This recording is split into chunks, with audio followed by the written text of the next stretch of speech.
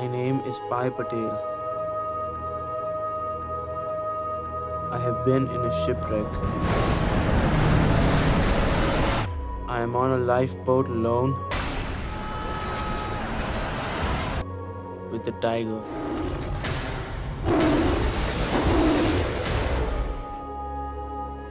Please send help.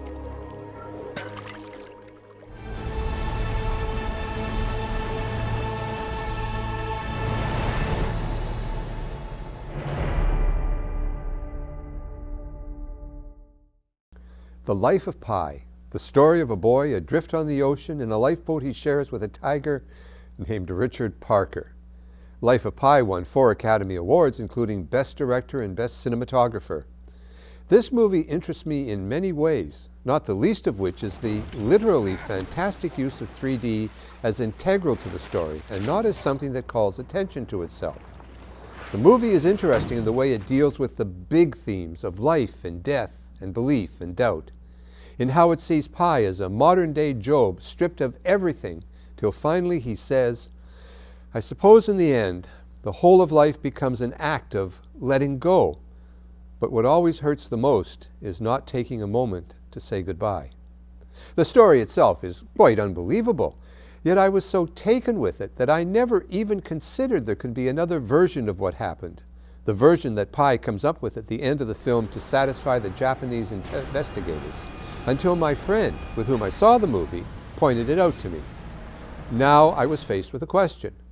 Is the movie we see a metaphor for what really happened? My answer to myself was in the form of another question. Does it matter?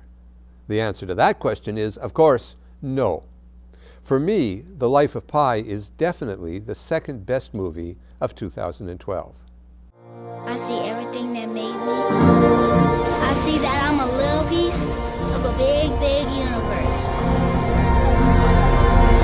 In a million years, when kids go to school, they're gonna know. Once there was a hush puppy, and she lived with her daddy in the bathtub.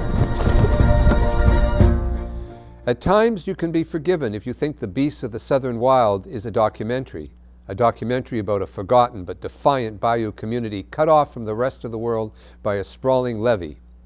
We see this world through the eyes of Hush Puppy, a 6-year-old girl who exists on the brink of orphanhood and whose whole world is changed by a fierce storm that could be Hurricane Katrina. Media literacy is all about asking questions, and Beasts of the Southern Wild certainly raises plenty of those. What makes the movie so emotionally powerful? How can first-time director Ben Zeitlin move so effortlessly between outright fable and strident reality with such success? Who are the real beasts of the Southern Wild? And why are people calling this movie both magical and mystical? Literally. And why, maybe most important of all, when the movie ended, did that famous quote from the book of Isaiah in both the Christian and Jewish traditions spring so easily to my mind? The wolf will live with the lamb, the leopard will lie down with the goat, the calf, and the lion all together, and a little child shall lead them. The answers to these and other questions made Beasts of the Southern Wild my favorite movie of 2012. I'm John Pungenti. Thanks for watching.